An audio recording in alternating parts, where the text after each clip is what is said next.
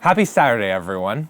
Today's devotion comes from Luke 23, which takes place immediately after the death of Jesus.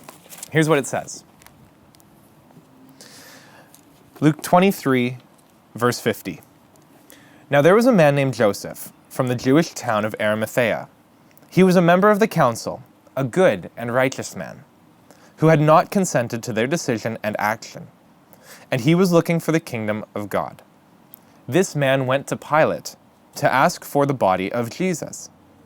Then he took it down and wrapped it in cloth and laid him in a tomb cut in stone, where no one had ever yet been laid. It was the day of preparation, and the Sabbath was beginning. The women who had come from Galilee with him followed and saw the tomb and how his body was laid.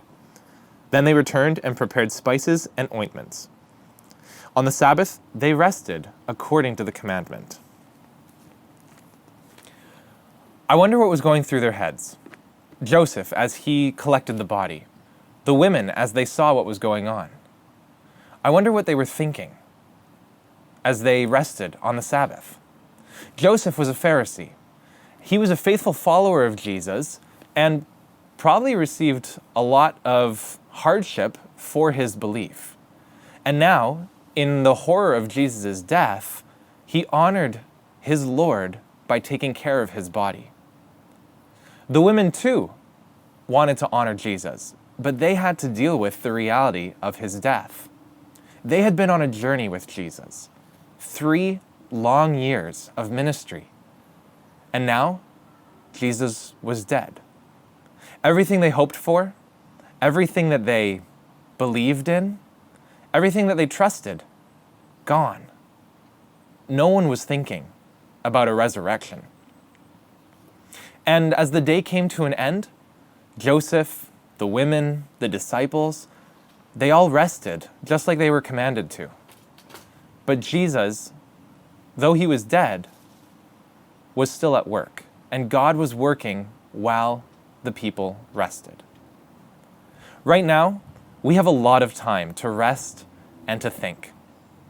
What's running through your mind? What are you hoping for? What are you believing? Who are you putting your trust in? It's very easy for us to continue living as though Jesus is still dead in the tomb. We're all on a journey with Jesus, no matter how long we've known him. But the great news is that Jesus is not dead. The great news is that Jesus rose from the dead, conquering death, conquering sin, taking victory over all things and over all of life. And now he extends life and healing and hope to all people. We can come to him and receive new life. Even if we already know him, we need his life today. If you follow Jesus, then the same power that rose Jesus from the dead, that same power of God, lives in you.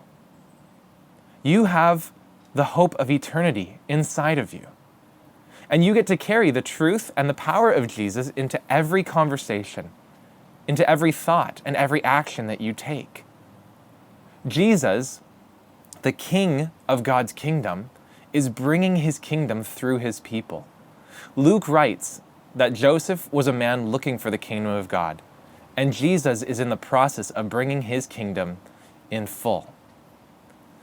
So let's not pretend that we can be God by being anxious about what's going on, or by worrying about tomorrow, or by trying to control the world somehow.